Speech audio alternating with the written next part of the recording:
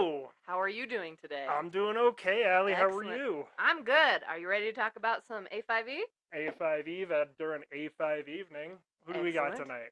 We have, I believe, Peter Martin coming to co-host with us. I'm really excited to talk to Peter tonight. Me too. Peter is the reason why I started publishing in the first place, so I'm very excited to have him here. Excellent. I didn't know that. Yes. So perfect. Cool. Well, I'm excited because I used some of his stuff you told me. His archetype for Berserker, the Bringer of Bedlam, is very fun to play, so I'm really excited by that. And then our next guest is Jim Temple. Yep, Jim Temple of Variant Codex Press. He's a slightly newer third-party publisher. He's been basically publishing a little before me, even though I entered the community a little before him. He's just a little faster than me. So, well, fair enough. Well, he's got a couple of things that we're going to talk about today. The first one is the Pod Person Plague, and then I think we're going to touch on Roadworthy Pursuits. Roadworthy Pursuits, Beautiful. he's putting out an expanded edition. Roadworthy Pursuits came out several months ago, and Jim has worked to expand it and make it a definitive edition. So we're going to talk to him about that a little bit. Awesome. So, shall we get into it? Let's get into it. Folks, welcome to A5 Evening with guests tonight, Jim Temple and Peter Martin. As always, I am Grant, a third-party A5E creator behind Broken Synapse Press. I'm also an A5E narrator and the unofficial data gremlin for the A5E system. Joining me, as always, is... Allie. Hi, everybody. I'm a player and huge fan and excited to be a part of today. And just as a disclaimer, I apologize for any cats wandering through. Please don't be too distracted. As a special disclaimer for this episode, which I should have included in the last episode, is about what I get comped for and what I purchase. Basically, I purchase every single thing that I talk about on this show, that we talk about on this show. The only one who gives me comp copies is Peter, for services rendered as that data gremlin. And it's a bargain. You and the rest of the data team provide us with a lot of useful information that saves a ton of time. So, and it is no longer just me or Clark Peterson. Jim Temple, one of our guests tonight, is actually on that data gremlin team as well as Jen will. She is going to guest, I think, in 2 months' time, and she is the third. Cool. So we have Peter Martin with Purple Martin Games, is that right? Yep. Perfect. And then Jim Temple with Variant Codex Press. Header and down. Peter, do you want to tell us just a little bit about yourself and Purple Martin? Sure. I guess I'm probably the most prolific third-party publisher for Level Up Advanced 5e. Didn't really set out to do that, but that's how it turned out. Behind things like the Manual of Adventurous Resources, multi-classers manuals, thematic toolkits, single-class synergy, spells from the Forgotten Vault, various and sundry other things. Including some fun April Fool's releases. Yes, well. Broom Night and the Riding Vegetable and various other... I think it's just those two. But I think it's just those two, but yeah, yeah. It's just the same. So. Yeah. And Jim, you want to tell us a little bit about yourself and Variant Codex Press? Sure. So I'm Jim Temple, Variant Codex Press, just about to release our third product. So far, they've been kind of exploration focused. This one's going to be kind of a horror themed product, covers a lot of ground. We'll get into that later, but that's me. And then Data Gremlin Jr. Well, thank you very much. So we're switching the format around a little bit from the first episode this time, folks. Today we are starting with the first party roundup for June. This is our section of the show where we cover any EN publishing releases that came out since basically the last episode. The big one that we have released now is Gate Pass Gazette number 40 for June. We kind of slightly previewed it in the last episode, but we came out, Gate Pass Gazettes usually come out around the 10th of the month, so now we have access to it. So, first up is an article by Andrew Englebright, Sneaky Tactics Rogue Class Features. And this basically is a collection of additional options that vastly expands. So in A5E, we all know that a lot of class features give choices. when you pick them. So there's always a meaningful decision to be made any level up. A lot of those choices in the Adventurer's Guide started with about 3 options that players could choose from. The new pattern, especially being spearheaded by Andrew, is taking those collections of options from each class feature that gives you one of those choices and blowing them way the heck up. So starting with combat tactics, which is the second level feature for rogues, we go from a total that existed in the AG from 3 to now there are 23. See, data gremlin. Yeah, Yeah. exactly. We've been busy, folks. Also, it's worth noting Andrew Engelbright is the guy behind the Wielder class, the new version of the Fighter, the new version of the Druid, the Artificer. He's done a lot. So he is prolific as well. And Yeah. the Wielder, as I mentioned last episode, is probably my favorite class for any 5e system that's currently out there. A5e, O5e, 5e24, any of that. A Wielder is just dynamite. So if Andrew wants to take it about himself to kind of blow up all the core classes and make them give us more options for him, I think he's the guy to do it. So yeah, none better. you played a rogue with us. No, I have played a rogue, but not in the A5E system. Okay. It does seem very fun, though. I do love a rogue. Sure. Sneak attack. Yes, and so the combat tactics that Andrew created, they kind of all play with other features of the rogue, but kind of make you can be choose to be, instead of, I believe the 3 original combat tactics for rogue were Carver, Ambusher. I was remembering Carver, so everybody I had 2 rogues in the last little mini campaign I wrote, and both of them took Carver. But Okay.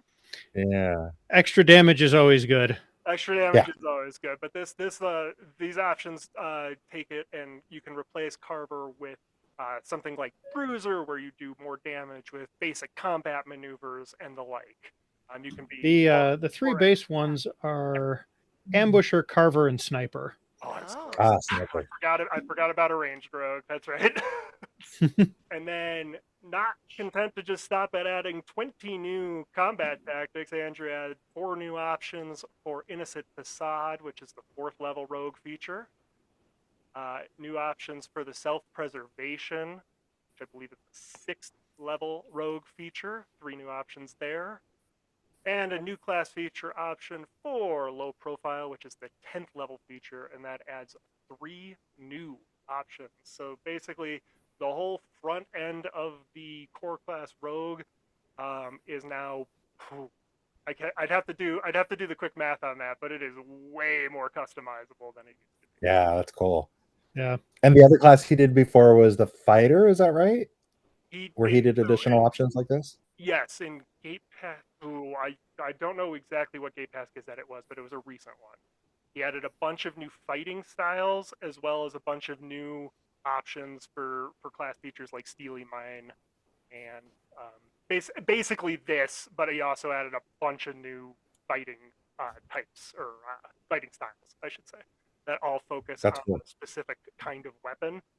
So if you want to be a fighter who specializes in pole arms, there is a fighting style that will reward you if you take it. And like I said last episode, my absolute favorite new trend in the A5e space. I want us all to do more of this, and just my favorite thing about A5e is, again, you get a meaningful choice at every level, and this just makes that even more meaningful.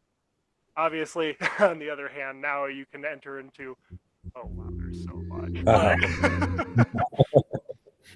Beware the analysis paralysis. Exactly. Andrew will also be the featured guest on the late July show to talk his contributions to Alpha Star. Andrew is also working on a new TTRPG system as well, so he will be here to promote that, as well as talk about Alpha Star when that comes out next month. Cool. Good episode. Peter, I did want to pick your brain a little bit on that, as the the person who basically ties in features to make synergy feat class chains. I was just wondering if this new trend might kind of, I know you have so many, both in the past and also coming up, but I wondered if this changed your design philosophy at all to how you approach it. Not really. I tend to lock into the stuff that doesn't change. So when I'm working with rogue levels, for instance, I'll take things like sneak attack, cunning action, the stuff that every single rogue gets, and there's not really a pick. Sometimes when there's a really character defining option like the pact boon for the warlock class, I'll do like a breakout for each of those choices, or the bonded artifact for the wielder, which is why the warlock wielder synergy feat chain in multi-classers manual has 11 feats in it. Sure does. Because I had 2 to start out with, and then 9 based on each combination of pact boon and bonded artifact type. But yeah, usually I have found that it works best when you stick with the stuff that is going to be there regardless of somebody's build. So that makes sense. Otherwise, yep. Otherwise, that's a good way to drive yourself a little around the bend, I bet. So not only that, but can you imagine like the size of some, like, all right, this is a feat. It has 20 different options for takes up 4 pages, but I swear it's just 1 feat. Yeah, as a player, Allie, I can't imagine you'd want to be seeing a little bit. Listen, I already have like 4 spreadsheets going for some of my characters, so. Jim, any thoughts from you on that? Or any? I agree with you. Or you would like to attack maybe as a variant codex thing? Hadn't really thought about that. This release, as we'll talk about, is kind of my first foray into writing 4 classes. So there are a lot of things that I'm like, I hadn't thought about getting into that. So yeah, it's an interesting, I like you, I like the trend quite a bit. So it's an interesting area to think about. I think I'm probably more excited to see what's next after Rogue than about writing it, but still. Well, Allie, as the player here, what would you like to see? Anything? I know you're a druid. I know. I mean, I was gonna say my heart always lies with druid or druid variation. Although I did quite like a berserker the last time. Sure. I don't know if we've gone into that Nice. at all, but updating that has been, I don't know, I really enjoyed that as a character. Differently than some of the other types of characters I played. I like being tanky and getting in there. Yeah, fair enough. Yeah. Cleric options win. Well, Clark actually put out alternate, so a slight variation on this trend is the alternate features instead of feature options, and he put out an article in another recent Game Pass Gazette for in the show notes where he replaced turn undead because not every campaign has undead. Yep. So now there are clerics that can kind of pick and choose what they want to do with their channel divinity option to replace turn undead. If I can run a whole 1 to 20 campaign and forget to put a single undead monster in there. So that's really, I don't think I can get through a level without using undead. But the little bit of the joke there, though, is that the cleric is already an extremely option-rich class, so it doesn't need to be expanded on as much as some of the other ones do. Sure, but y'all heard it here first. If you're creators, the player in this group, Berserker and Druid. Right. Listen, I go off vibes, and those are my favorite vibes. So fair enough. Or what can I make a bit with that makes me laugh? Good at those bits. Love it. All right, next part. And again, apologies. This episode is going to be pretty packed, so we're going to kind of go quick, but I do want to give everything its fair shake in the first party roundup. So the second article in Gazette number 40 is one from Mike Myler, Archives of the Silly Foot Clown College Magic Items. And if you remember Gate Pass Gazette number 19, he introduced that Silly Foot Clown College as a way to learn the comedic jabs combat tradition, which is a tradition based on comedy and clowning and reversals and things like that. Now that sounds fun. Yeah. Now that sounds I'm like actually something surprised I you've never picked that one. I didn't know it existed until this moment. So be ready for the next campaign. You got it.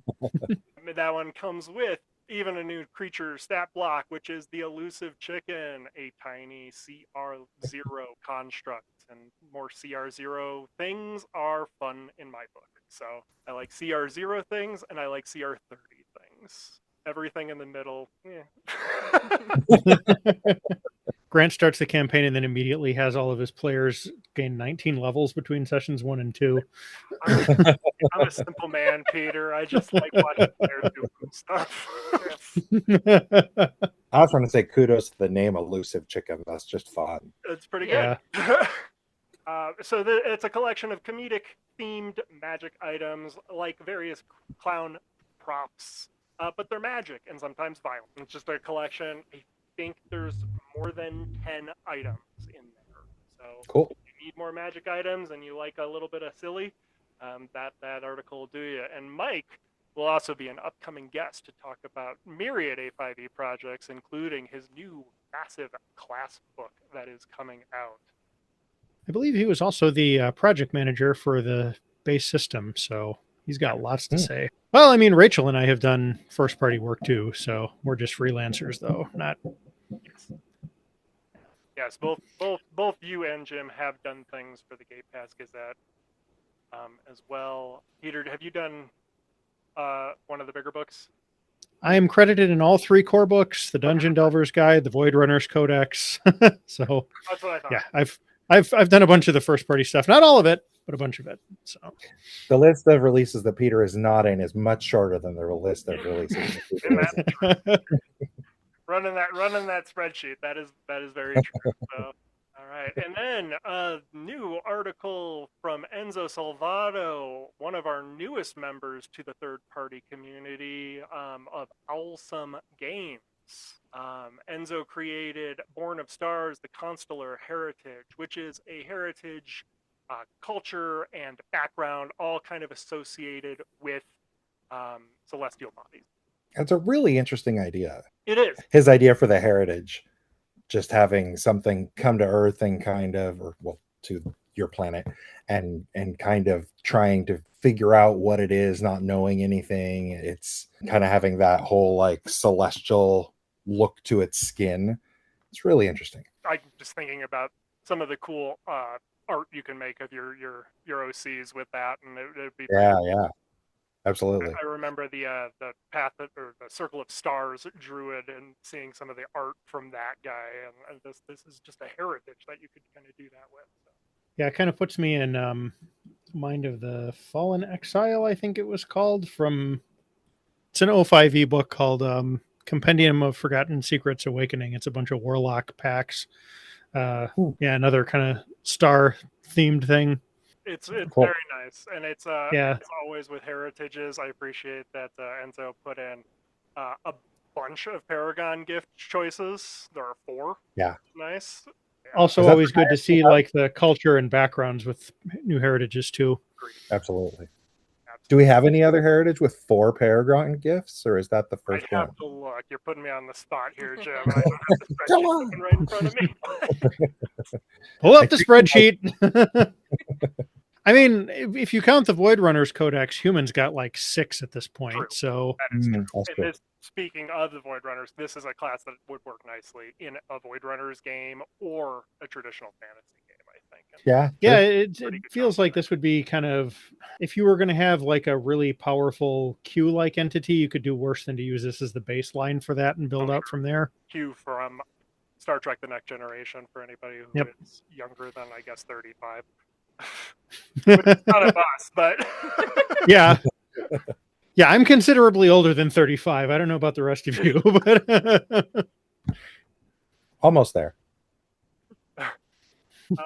and then we will also be talking about Enzo's publishing imprint, Owlsome Games, because he has put out 2 releases since the last recording. So we will talk about both of those later on in the show. On fire. yeah. I feel slow, folks. You're also running a podcast. Oh, Yeah. I used to do that. I know how much work's involved in one of those. What we're doing right now, this is the easy part. the several hours of editing that I will do tomorrow will, but Yeah. And thank you. and then lastly but not least, we have by Mark Kenobi a collection of planar ranger archetypes from Rangers Past the Gate. We got the Aspect Warden, a ranger that literally takes on bestial aspects and can be mistaken for lycanthropes. Options include taking aspects from bats to snakes to even insects. So you're gonna have your weird beastie kind of ranger there. Then you have Death's Guide, a ranger that specializes in the undead and resisting necrosis. Nice. And then finally, the Mechanist, rangers that fuse with mystic fungi and gain fungal powers. They gain a special like subclass resource called a fungal pool, which they use to power their abilities, and that they get fungal pool points equal to twice their proficiency bonus, so that will scale up as they level. Best part about doing this is I get to learn about all the cool stuff. That sounds very fun. Yeah, I bet. That's right up your alley. Yep. Okay, so the thing that sticks out to me here is just how much more versatile the A5E Ranger is than the base like O5E one that it was derived from. Pulling the spellcasting out has really given the class more room to breathe and more room to be expanded in interesting directions. So I think this is cool. Yeah. I always like new ranger archetypes because of that as well. It's just they are a class that does very interesting things, certainly, and pretty different, I would say, than the like you said, the version that it's technically based off of. Yeah, they kind of have their own personality instead of feeling like a druid fighter kind of cross, which is where they were before. Exactly. It's nice. Yeah. Neither as good as, obviously, because Exactly. that's just kind of how that works. But yeah, exactly. And I don't know, I've never met Mark Kenobi, but very frequent contributor to Gay Pass Gazette. Lots and lots of articles by him. Tons of articles. This past, but barring Enzo, that's a big row of some of the bigger contributors. Yeah. And who knows? Maybe Enzo will be joining that rank. You know, he seems pretty enthusiastic. So, guys, definitely off to a fast start. So, yeah, it's definitely true. And then upcoming, finally, in the first party roundup section, again, I just wanted to touch on that Alpha Star magazine is looking to launch early in July 2025. It will be the Void Runners Codex Sci-Fi Science Fantasy quarterly magazine, whereas Gay Pass Gazette currently comes out monthly. The Alpha Star magazine will at least start coming out quarterly. I assume if it does well, they might increase that as well, but I have no special knowledge of that. I just nor do I. Yeah, exactly. No, I don't think any of us out there or is able to talk about it at least. So that is launching on BackerKit. We will cover that when that starts. The classes in Void Runner are really interesting to be how they translate to a fantasy campaign as well. I didn't expect that, and I actually didn't back Void Runner, and I'm still waiting for it to be released because I didn't realize that was going to be the case. But like the Scout, there's one of the other classes I'm not thinking of at the moment that are really interesting to think about in a fantasy campaign. Yep. Trooper, Scientist, Psi Knight, and then their version of a psionic user, which is it called a Scion? I think it's just called I think a Scion. Very so cool. With that, we can now transition into our next segment where we're going to highlight some of Jim's work. So, I wanted to kind of start with the Pod Person Plague book that you have releasing. I think it looks awesome. I love the kind of horror aspects to it. Very creepy crawly in a great way. So I guess, first of all, can you give us just an overview of what it is and kind of what inspired you in creating this? Sure. So it's very much inspired by the 1970s version of Invasion of the Body Snatchers, and then kind of trying to take that in a D&D direction and less of a Jeff Goldblum direction. Jeff Goldblum was in the 1970s version, very young Jeff Goldblum. So it's very much the idea of like skinwalkers, doppelgangers, those kinds of things, but the duplicates in this case tend to be or are instead plant people. I really leaned heavily on Josh Gentry's Ecology of Gravitas series. I contacted him. He actually was a great partner in this, very encouraging. So if you're not familiar with that, the idea is you've got a big bad evil guy that instead of it just being yet just another fight with your players, you kind of have an area of the countryside that they control. And so as you get closer and closer to the lair, they control more and more things. You start out with a rumor area, and then they have influence in the area that they actually control. And so you can really kind of spread out. In Josh's releases, he's got a Kalkos hive and a green hag. So let's take the green hag for example. You can start out with the rumors of the green hag on the edges of her territory, and as you get closer, she has more control and kind of witchy things that you get into. And I love his trees with eyeballs in them. I remember that one vividly. Exactly. So I love his 2 product, and once I had kind of gotten onto the idea of doing pod people, I really wanted to take things in that direction. So I contacted Josh. He was absolutely encouraging for me to use his system. And so I built based on that. The whole thing actually started with just an offhand comment by PJ Coffee that in my my last product, Roadworthy Pursuits, mentioned that I should fill it out a little bit with a feat or 2. And I somehow thought that what was going to turn into the pod person plague would work as a nice synergy feat chain. And it had my first time trying to write a synergy feat chain, had way too much trying to pack into it. And then it went from there to, oh, hey, maybe I should do this as a cursed item. And then same thing, the cursed item had too many benefits for what I had in mind. So then disease, anyway, it ended up just kind of turning into this. And so it's got I think 4 new monsters, something like a half dozen templates or variants on existing monsters. It's got 4 new traps.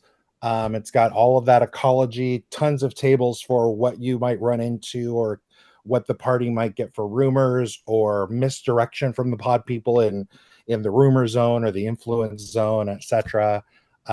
Talks a lot about how narrators are kind of encouraged to make this an infiltration kind of experience instead of just, hey, I'm going to ignore all the tools in this and they're just going to go and have a combat. It's really, think of it like a module without the rooms or anything. So it's more like a toolkit. It's more like you can make it as big or as small as it's got some level scaling abilities. Like it's going to be an easier thing if it's early in the invasion. So the pod people have invaded a town or a settlement and they haven't gotten very far. That's a lower level kind of thing. You could also make it like county or a duchy, something wider like that, where they've started to hit multiple settlements and maybe characters are able to get some clues over here and some different clues over there. It kind of depends on how it gets scaled. Higher level monsters as they get to later in the invasion, that kind of thing. So lots of levers to pull. That was the idea. Very much horror content. I've got like safety tools, trigger warnings and stuff at the beginning of the product, but it's very I'm a big horror movie fan, so this was really fun to kind of stretch creativity in this direction. It's really I like how really versatile fun. it was. I feel like they could sneak up on you and like you won't know until it's too late. Like the narrator can do really fun things with that. Thank you. Yeah, it was easy to be inspired by that movie. Honestly, don't let the fact that it's a 1970s movie turn you away. It is creepy. It's really a good paranoia, kind of like the John Carpenter's Thing, the same kind of level of paranoia. You don't know who to trust, that kind of thing. But I don't know about you, anybody else listening, but I haven't really experienced that in a D&D campaign, right? Outside of, hey, I've got 1 or 2 NPCs, and of course the DM could be setting me up for something, but for a whole community not knowing who's going to turn on you and stuff, that's the kind of thing that to me that tabletop role-playing games can do that like video game role-playing games can't do. And that's my favorite thing about TTRPGs is kind of exploring those things that no other sort of gaming really can bring to your table. Okay, so with that, what do you think players, as they're looking at this, right, can get out of this, or what do you think they might like the most? So as a player, I would enjoy what I just talked about a different kind of playing experience. But there are a couple things that I put in there for players. I created a new Destiny that actually I wrote up a Destiny for my own player and then realized it would work really well for this. The Destiny is escape. The idea is you have some sort of trauma in your past and you're trying to get away from it. So I tried to make it as flexible as possible. So it could be emotional trauma, you were imprisoned, etc., and you get as inspiration, or as Destiny usually works, you have a source of inspiration. In this case, the source of inspiration is you're escaping from something, finding a way out of being trapped. Could be emotionally trapped, could be a physical dead end. You find the secret door.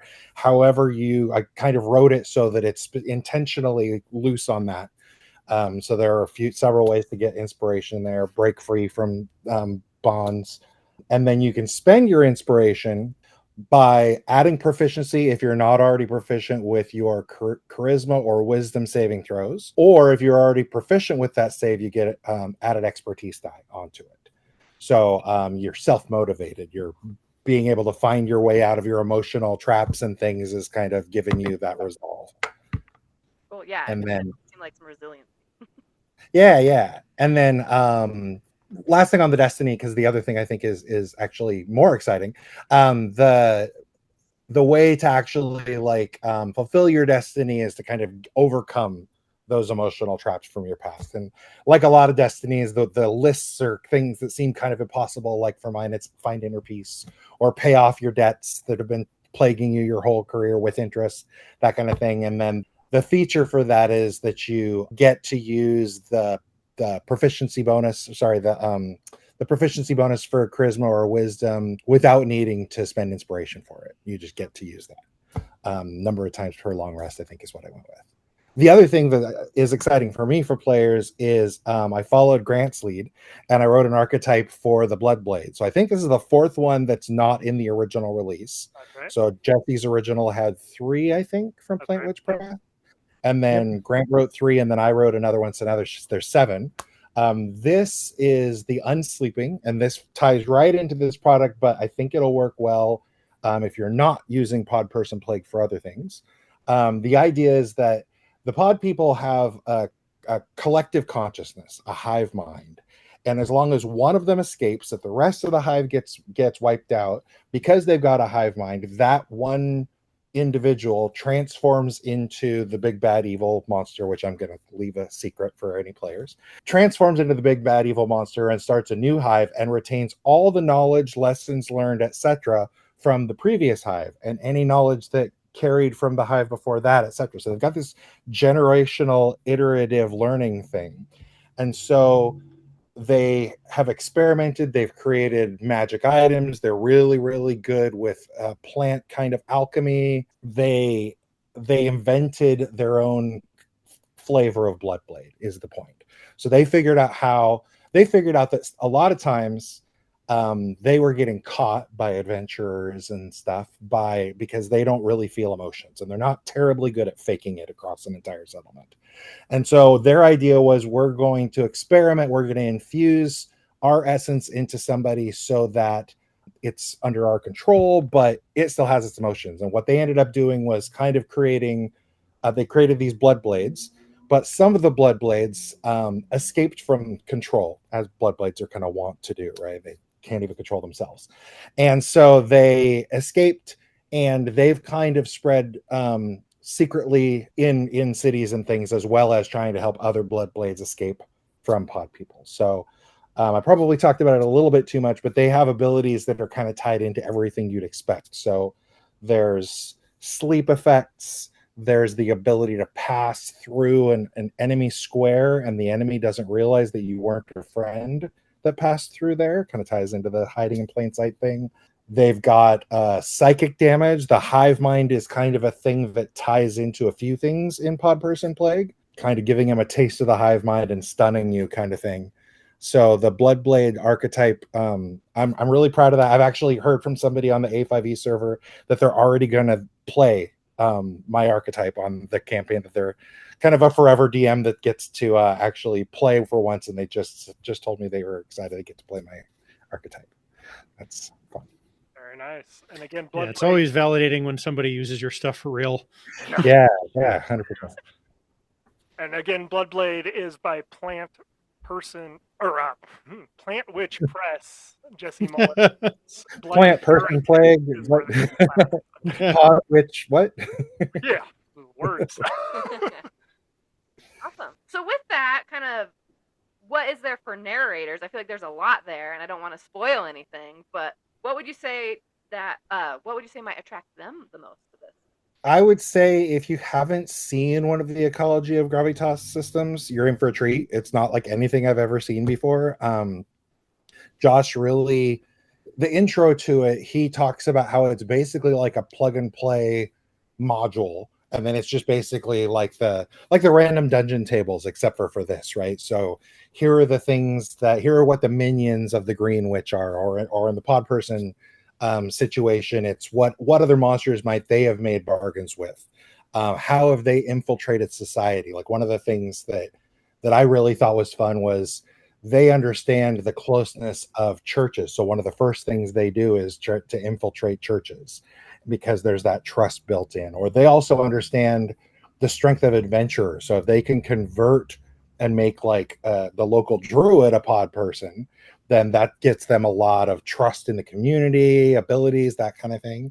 There are a lot of ideas like that, many of them inspired by Josh's previous releases, many by the movie, and many of them I'm proud of. I think that are really, the idea is to kind of spark your creativity. I didn't write encounters. I gave you, here are a bunch of things you can use, a bunch of levers to pull, a bunch of tools. And as a narrator, that's what I want. Anyways, I read adventures to steal parts of them. I don't really run a full adventure. I need chunks. Give me chunks that I can drop into other places and things like that, and that's what I want. Yeah. So Exactly. I will also say, like, I've been gaming for like 25 years or something like that at this point. I have run one published adventure in that time, and I've been GMing for probably 20 out of those 25 years. So yeah, stuff like the Ecology of Gravitas, way more useful than a big published adventure that I'm not going to run. So yeah, and if you are not familiar, then tons of tables. That's the main thing you should expect. Hey, what is this rumor zone? What's that all about? Lots of ideas for you to pull from, and obviously randomized, but also you could just pick what flavor is going to work best for your table. Yeah, and it's interesting. It's like you've probably seen a bunch of other like books of random tables for RPGs that are out there all over the place. This is so tightly themed. It's all like stuff around this one specific nasty, campaign arc defining threat, and how to, kind of push the tendrils of that into various other parts of your world and create atmosphere and, the sense of foreboding. It's a really cool concept. Nice. Yeah, 100%. Tendrils. Yeah. There. Yep. Tendrils. Good word choice, Peter.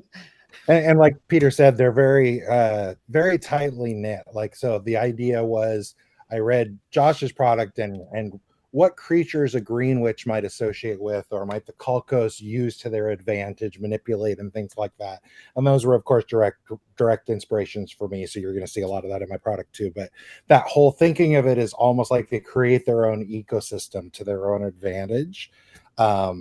They've got humans they're blackmailing and stuff, and or bribing, and other creatures that they have like uneasy truces with, and the whole system has just got that kind of mindset to it of, this is an area where this big bad controls it, and how would they do that? Yep. Like taking regional effects from a legendary monster and dialing it Yeah. 1,000. Yeah. Yeah, exactly. and whenever my poor unfortunate players decide to start exploring the massive, like, malevolent forest that's part of their holding, I'll be using material from that and the Green Hag one. For sure. So then did you want to touch real quick on your expansion to Roadworthy Pursuits? Sure. I'll try to keep this brief because I know we've got a ton of stuff you were trying to cover. We are running a little long today, but I knew that was happening, so that's okay. Cool. So my last release was Roadworthy Pursuits, which is kind of focused on exploration. Two things. I'd like to really quickly talk about the thing in there that's probably the thing I'm the most proud of writing in general, and then talk about why I'm doing kind of an expansion for it.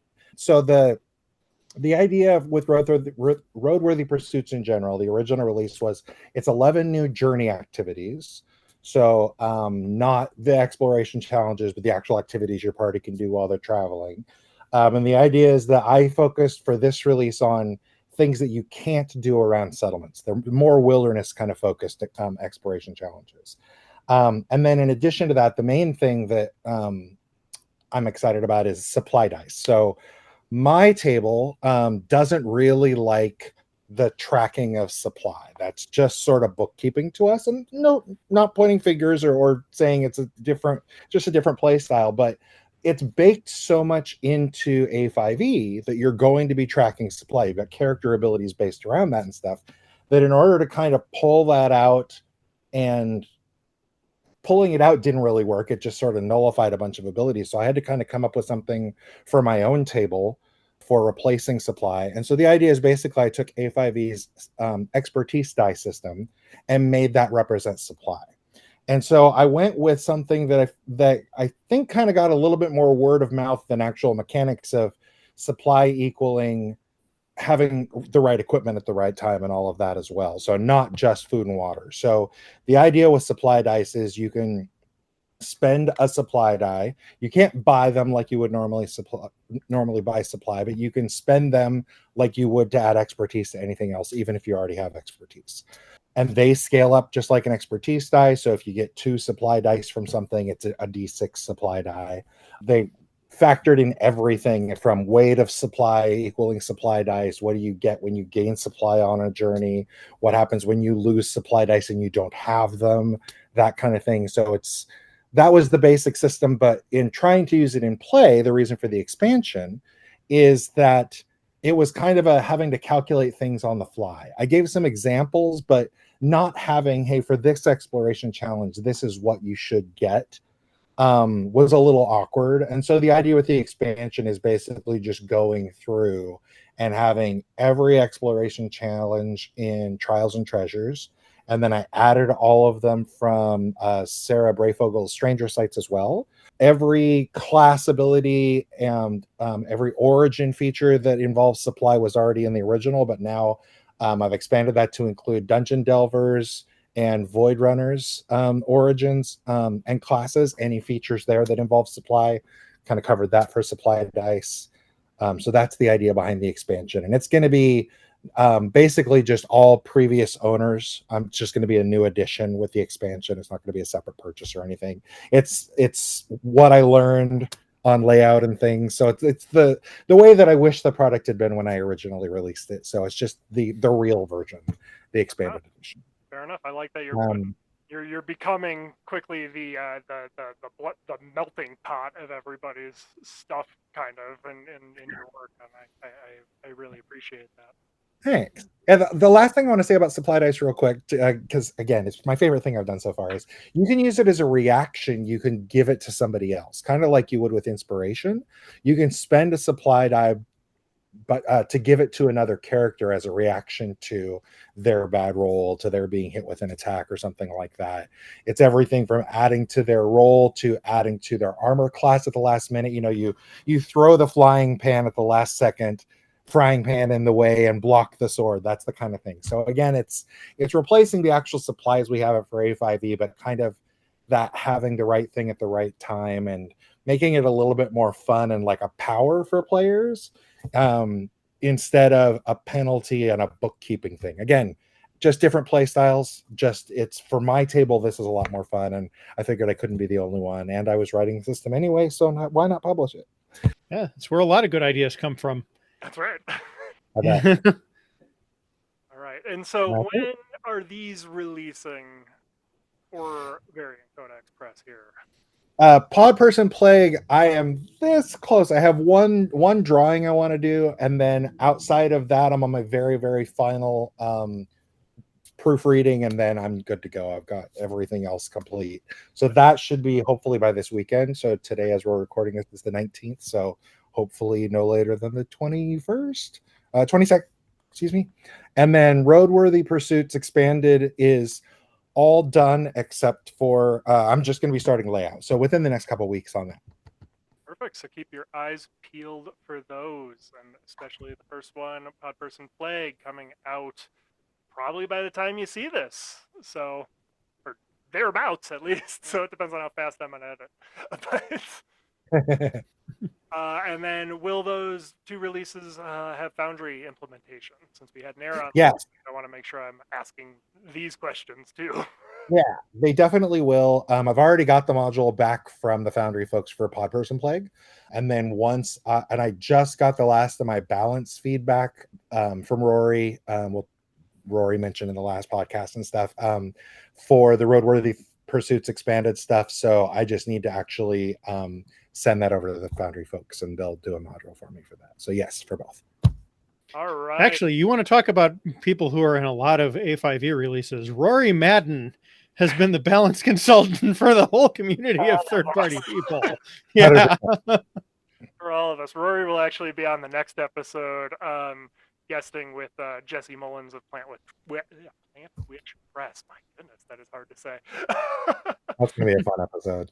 So Yeah. we will have Rory to pick Rory's brain about what it's like being a balance consultant for all of us third-party people, so who all have very different styles in a lot of ways, and very different game philosophy and all that. So I think to Peter's point, I think Rory's kind of the unsung hero of the 3PP designer community for A5E. I mean, he doesn't. I think we do him a disservice by just saying balance consultant, to be honest, because he's creative in his feedback. A lot of times his ideas of, hey, this doesn't really work, but what about this? And his ideas are wonderful. So really, usually, if he's got something he doesn't like, he usually has an alternative right there. And if he doesn't, if you ask him about it, he'll think about it and come up with something. Yeah. And also, if you want to see some of his design, I know Clark doesn't want us to say who did which section, but he was one of the designers for Venture Forth too. So he's done some design as well as helping us with all of ours. So I can absolutely see it. Yeah. Very creative person. Yeah. All right. So now, which one of our guests would like to say the next segment, which is the Mimic MiMo? Mimic the see, this is why I'm having you do it. Mimic. The magic mimic moment. I wanted to make it harder. That would be way harder. Just to torture people a little bit. Magnificent magical mimic moment of I'm running out. My ability to alliterate has reached its terminus here. So that is our third party roundup, and boy howdy is this a good time to be into A5E, because we are feasting, folks. As mentioned, Jim Temple of the Variant Codex Press talked about the Pod Person Plague coming out probably at least maybe the day you see this or the day after you see this. And then the expanded version of Roadworthy Pursuits, also by Variant Codex Press, coming in a few weeks, probably before the next episode of our early July. So keep your eyes peeled for those. Links will be available in the show notes. I'm kind of doing this in a quasi chronological order since the last show, but Peter, that's you. You're up. Yep. Yeah. I've released the second single class synergy volume. Came out yesterday as we're recording this. So that is out there. That covers the Esper, Ranger, Scholar, Warlock, and Wielder classes. And the title was surprisingly controversial over in the End World forums the first time I released it. But suffice to say, they are basically single class emphasis feats. They're structured like synergy feats. They pretty much work like them. You'll get they're like a half feat where you get an ability score bonus that's relevant to the class. And then there's some additional benefits that kind of feed into that core class flavor. So, and it's real good. The cover is stunning, as all of your covers tend to be. So There's good stock art out there. I wish could say I was the illustrator, but I'm not. It's Dean fair enough. Spencer. You're good at making covers. Peter did make the cover for my first release, which was Corrosive Souls. So credit where it's due. You did pretty good with that, even if it's stock art is the focus of that. But yeah. Well, I do a bit of graphic design. I'm actually in school for it, so Paying off. Absolutely. But yeah, like you said, core classes covered, Ranger and Warlock in that, and then 3-party publishing classes, the Esper from Rachel Williamson, the Scholar from Lars Torgerson, and the Wielder from Andrew Engelbreit. Yep. I That's a apologize fun if combo. I pronounced your name wrong. Yeah, I there's like an even number of first and third party ones left after the core 4. So I was like, well, I'm going to break these up into groups of 5. It's like it's going to have to be either 2 and 3 or 3 and 2, first and third party. So next time it'll be a couple of third party and 3 first. So the next one will be Druid, Herald, Adept, Witch, and the new champion class in martial artistry that's currently being crowdfunded for Rachel Williamson. Over on Acre Kit. And if you remember, Yep. if you want to hear more about martial artistry, Rachel was our guest author on the last episode. So go and check that out if you want to hear more. It is currently crowdfunding again on Acre Kit. Yeah, and if you want to give me a real challenge, help her meet her stretch goals so that I've got 2 more classes to throw into the mix. Right. Plus, you want to see those. Like, Rachel does you good do. work. They're pretty neat. Like, get out. If Yeah. you haven't backed that yet, get out and back it.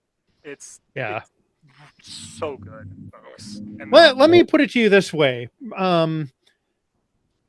Rachel is the person who solved psionics and voodoo doll spells. Both. you did. You want to see the stuff that she does. Yeah. And Rachel's been involved in a lot of the third-party releases that were not releasing them herself. So she's got a huge volume of work that you wouldn't know if you just look up Steampunkette on Drive-Thru RPG. She's done a ton of work. She was my collaborator on Spells from the Forgotten Vault. She's going to be my collaborator on the Forgotten Vault Unlocked. She contributed to Manual of Adventurous Resources. She came up with the idea of motif classes, that is in system architecture motif classes. She's a powerhouse. Oh, yeah. She was involved in Sarah's new Splendid Souvenirs. Yep. Oh, Splendid, she's responsible for the Void Runners Codex being called the Void Runners Codex. That's awesome. So... yeah. If you're not sure if you've liked Steampunkette's work, you have. You definitely have. You've seen it. You went, that was cool, and you stuck it in your game. so go back her product. Yeah. Yeah, we want this to stay financially viable for her, so she keeps doing it. That's right. So, she is that good. 100%. Yeah. All right, and then like we mentioned, we had 2 new releases from brand new third-party publisher in A5E, Awesome Games, which you can also find on Drive-Thru RPG as Awesome Edition. First release was a pay-what-you-want title called The Palette of Heroes, which includes 3 new archetypes covering Bard, Artificer, and Herald. They are all themed around art and artistic expression. The Bard is a painting bard. The Artificer is a fireworks manufacturer or creator. And Herald is, again, coming back to the theme of the kind of this episode is clown stuff. But yeah, it's a herald of clowning. And it's pretty interesting. I was not sure how that would fit as a herald, but it fits shockingly well. So it's a surprisingly versatile class. It's not is. just the old paladin anymore. It's not. Right. It's a really impressive first release for a new publisher. It's really fun. I love it. It is. It's really fun. Yeah. And then coming out yesterday, as of the recording, again, we're recording on June 19th, but Awesome Games just put out Fable of Flames, which adds a fire-themed all the way up to level 8 motif class. that's a bit of a gish melee spellcaster type, but very fire themed. And it's a full motif class release, as well as I love that. as well as a couple of archetypes in there. I don't have those in front of me because I was not sure that was going to come out as soon as it did. Yeah. Got caught a little flat-footed on this one. I haven't had a chance to pick it up and look at it either. Usually drive-through takes as much as 5 days for a new publisher to approve it, and they got it out a little faster than I think even Enzo was ready for. So. Yeah. But there are some cool new all fire themed archetypes. Again, both these, the Palette of Heroes and Fable of Flames by Awesome Games, you'll find links in the show notes. And a special surprise, I forgot I had backed this, at least when I got the email, but Splendid Souvenirs by Sarah Breyfogle came out, which was launched on Kickstarter and is now newly available to everybody, including on DriveThruRPG. Link in the show notes. And it's tons of new magic items, including new rare variants for spells, which you can pick up as scrolls or what have you, or just strip them from their item and just add them to your magic item or your rare spell lists anyway. For those of you that aren't familiar with A5E's rare spell systems, they are basically spells you can kind of learn as treasure that do something a little different from the base spell, and they do not count against the spells you have known. I was just going to say that release has a ton of additional stuff. It has like mundane treasure lists. It has new rules that Lars did for Lars Torgensen for sentient items. Like you mentioned, tons of new spells and magic items that are really, really fun. It's great. I love it. And again, Sarah Breyfogle, Lars Torgensen, and Rachel Williamson all worked on that book as well. So speaking of Steampunkette. And then again, speaking of dream teams too, all three of those are really good. I know. Yeah, that's like showing up as the Harlem Globetrotters against the the local beer league team. That's and speaking of Steampunkette, we have Martial Artistry, which she has launched through Backer Kit. It is danger close to hitting its funding goal. Still pretty far from its stretch goals, so get in there. I want those other classes, folks. Yeah. Also, I believe last I checked this morning, there were still 3 spots for that custom art pledge level. I couldn't quite make my budget work for that. So, but if some of you are more liquid than me, that would be a really cool thing to get in the book. Yeah. Really fun. So again, link for that will be in the show notes. And if you want to hear more about martial artistry, again, check out the last episode of A5 Evening, where she was our author guest. And then finally, in the third-party release, we're finally getting towards the end, folks. Bear with us. We have 100 Acre Hell by Mike Myler, which successfully funded on Kickstarter. And it's an adventure and monster collection now that Winnie the Pooh is in the public domain. So if you want really weird Winnie the Pooh themed stuff, you got it. Mike took care of it. And you don't want to have to go through the layer of like obfuscation that Robin Laws did for GURPS Fantasy 2, The Madlands, if anybody knows that deep cut. And that will have Hasbro Foundry support and Roll20 support. And it successfully funded about a week or two ago. So that is a mea culpa on mine. I forgot to mention it on the last episode, so I'm mentioning it now. Plus, you can late back it as well. So, link in the show notes. Perfect. Going back to the horror thing and the really creepy cover on his product. Yeah, that does have a really creepy cover. That is unsettling, that cover. I'm going to look it up. It's like my childhood. What happened? My childhood is coming for me with many fangs. Okay, so any thoughts?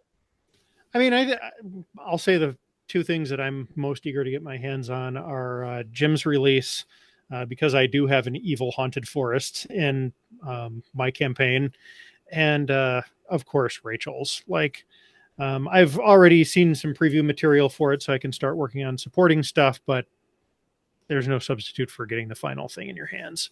Yeah, So all right. I think I'm probably the most excited about Rachel's book as well. I mean, it's just huge compared to a lot of I'm not talking necessarily page count, but idea and scope of it. I mean, martial artistry, it's basically what can we do for martial classes? It's everything. I mean, Rachel did the last episode. I don't need to recap that, but I'm yeah, saying that it's but I so mean, she's even got stuff like social combat and stuff in there. Like, it's uh-huh. really broad.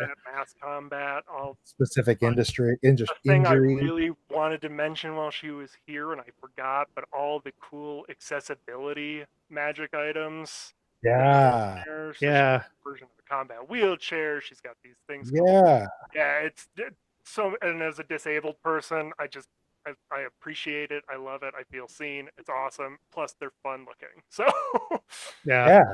for martial artistry, that is being currently funded right now, but she will release the PDFs to backers basically as soon as the campaign ends. So get ready for that to come out basically in a month or less. So Yeah, this won't be one of those Kickstarters where the stretch goals take forever to write. Those two classes that are the stretch goals are written. very good So point. they're, Very good point. yeah. Yep. So So make it happen for us. she's got it all ready to go. So just throw money at her, please. Yeah. That concludes the third party roundup, the mimic moment, or everybody. MiMo? MiMo. All right, and we have a little bit of time to hit a discussion topic today. We wanted to talk about hindrance dice, yes? Because So this one's yeah, go ahead. this one's my fault. As you probably know if you're listening to this podcast, Level Up Advanced 5e has the concept of expertise dice, and they originally replaced the expertise mechanic from A5E, which was just a static doubling of your proficiency bonus, to a die that can scale a little bit more and adds an additional layer of randomness and stuff, which is great. It's a fantastic mechanic. It's really versatile. And it would be even more versatile if there was an opposing penalty mechanic, kind of like advantage and disadvantage. And there's not. I kind of understand why there isn't, especially because I was there when the system was put together. They wanted to not introduce too many new concepts because there's things like maneuvers and knacks and rare spells and all of the other cool stuff that makes A5e A5e. But boy, sure having like a static term for a scaling minus 1d4 penalty that goes up by a die step every time you get another instance of it would really be handy. Yeah. So And It's a great idea. That kind of goes with your upcoming release, or well, expanded release, I suppose. Roadworthy Pursuits. All right, my tongue is back. Yeah.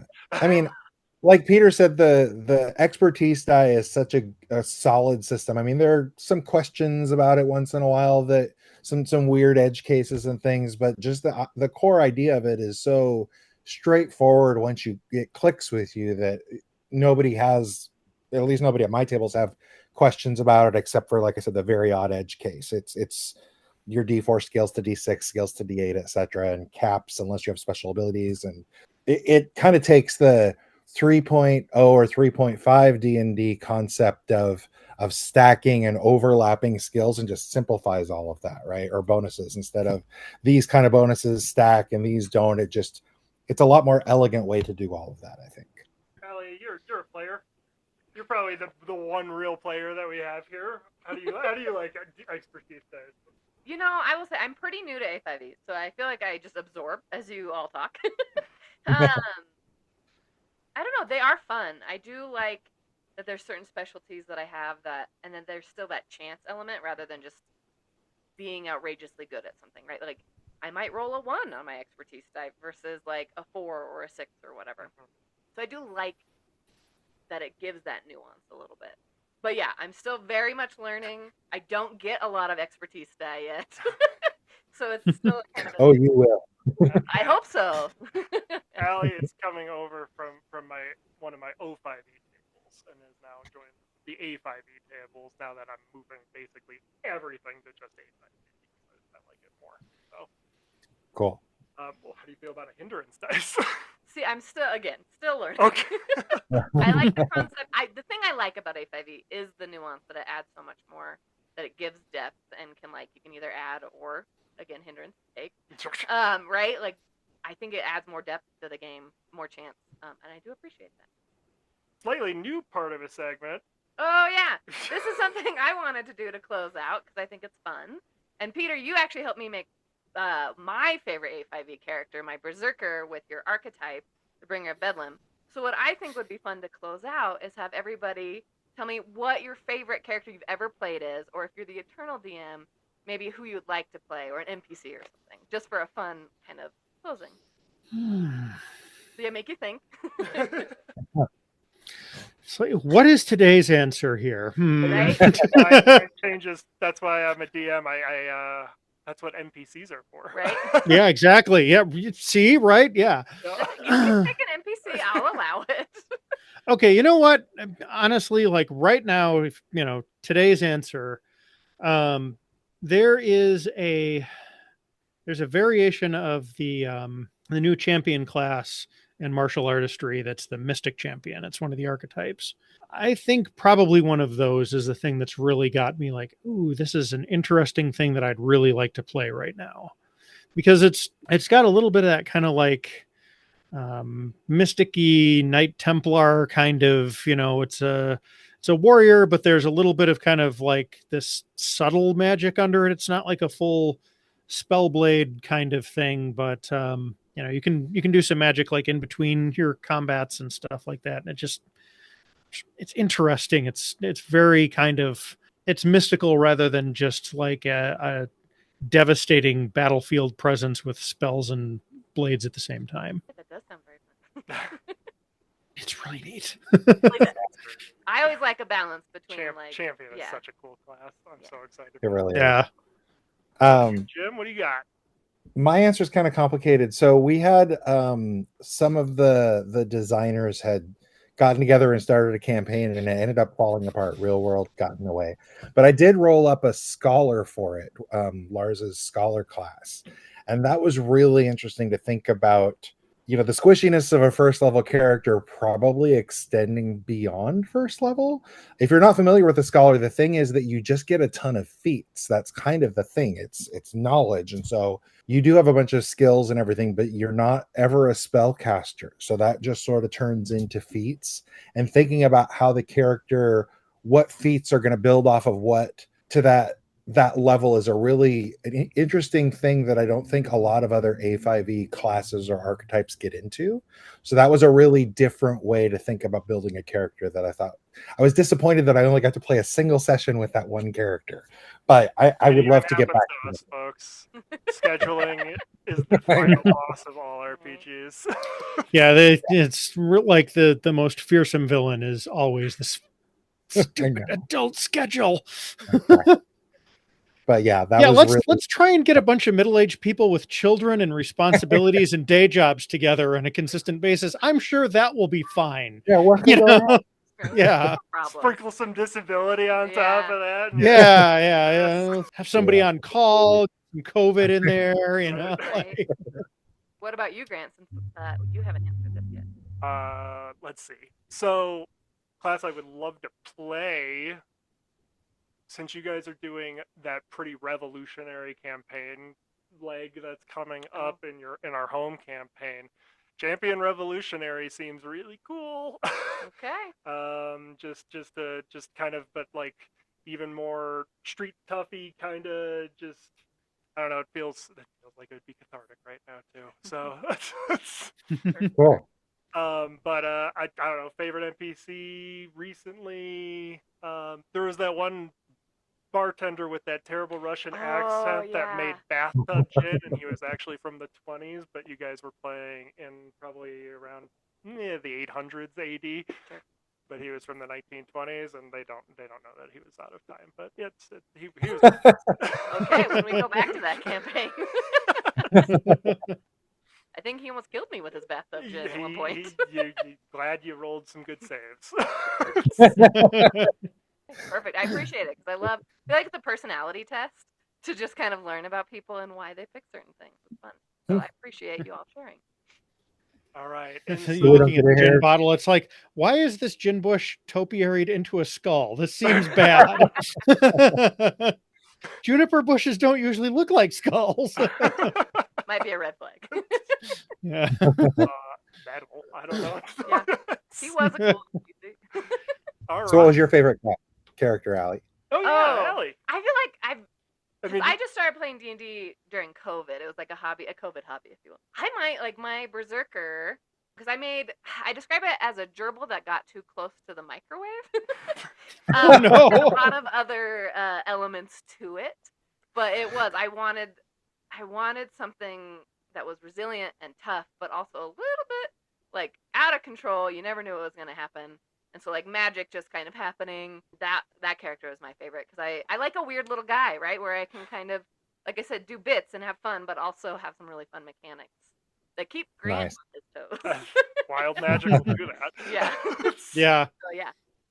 That's fun for me, too, because your narrator is also a player, and they also kind of like to be surprised. Most of the time, I would say. Yeah. I guess it depends on the narrator, but I like to be surprised. 100%. All right. Well, that's where the fun happens. That is where the fun happens. That is pretty much this session of A5 Evening. Jim, where can people find you? And we'll plug in on the in the show notes as well. Oh, okay. Drive-through RPG. Also, I've got a Blue Sky account. I'm just planning for it to be talking about my stuff and sharing stuff from my other third-party creators. Perfect. Great stuff out there. Lots of good products. Yep. And it ain't over yet, folks. And between now and the next one is going to be a lot of releases too. So it's the best time, I think, to be an A5E fan since the system kind of came 100%. out, really. So, Peter, how about you? Where can we find you? Purple Martin Games has a website at purplemartin.games, and I'm on Drive-Thru RPG. I do not have a social media presence. And you also just wrote an article for Gnome Stew as well, which we can link off. I did, yeah. I wrote an article about rescue operations for Gnome Stew recently, and actually, I'm around on Discord and stuff a little bit, but yeah. And that rescue article helped inspire. I was gonna say. Yeah. That sounds familiar, Grant. It's a great article, Peter. Thank you. It's a really good for idea. For people that want to check it out, it is. I recommend going reading it, but it is just an article about making D&D kind of sing in another genre, kind of, which is or another type of mission types or what have you, which is where the goal is not to defeat everybody, but to maybe rescue a civilian or whatever. And there could be dangerous people lurking around or trying to find. Peter, I don't know why I'm explaining this when I have you right here. Basically, the idea is that a rescue operation can have a lot of different parameters. You can be rescuing people from hostile forces, natural disasters, their own stupidity, some combination of those, multiples at the same time, different types of environments. I kind of went through and did like a small toolkit of ideas and just mix and match and make the rescue scenario that works best for your group and have at it. So, and I would also recommend Gnome Stew in general. It's a fantastic RPG advice blog. It is. And they have a pretty good podcast as well. So. They do. Okay, and then we will attach all the links of anything you heard about today in the show notes or the footnotes. You can find us on Blue Sky as well. We'll link off to that, and on Instagram as well at _A5. Yep. We'll get the link for that when I get the link for that. Allie handles our Instagram. I handle the Blue Sky. Blue Sky. Division of labor. Yep. You can also find anything from Broken Synapse Press, which currently is Corrosive Souls, out on Drive-Thru RPG. You can also make use of, and please do, the A5E data sheet, which is a massive Google workbook that basically we try to point you to literally everything that exists for A5E out there in one place, and it will lead you to the links for the authors of their products, or if things have wound their way into Foundry under those agreements. As well as one real quick note on the data sheet is we're usually pretty up to date. Usually not too long after something launches, we get it all in the data sheet. So if you really want to see what's in something, that's a good source. If you're not getting enough information on Drive-Thru RPG, we try to give a few extra details about what an archetype is like and that kind of thing. So. Yep, and you can always, there's a credits page on that. You can always email us on that credits page and find the people that make the data sheet work and all of our stuff.